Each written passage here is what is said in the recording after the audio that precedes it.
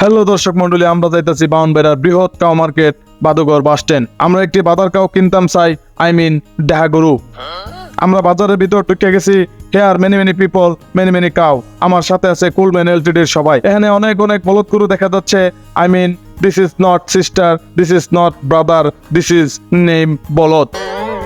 এই বাজারটা খুবই সুশৃঙ্খলভাবে সাজানো হয়েছে, বাট রাস্তাঘাট খুবই জঘন্য। সেখানে অনেক প্যাক।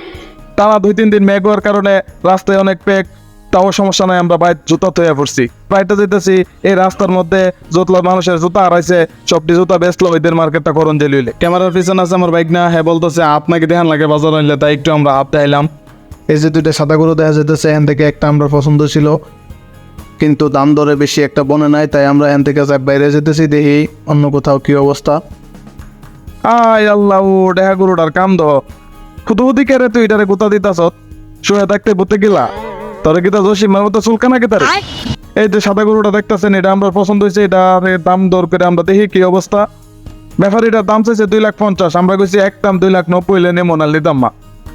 সে ব্যাপারী রাজি হয়েছে, বেটা কইছে 2,89,000 দিতাম, আমরা 2,89,000 রাজি হয়েছি গা, কিন্তু বেটা দাম চাইছে 2,50,000।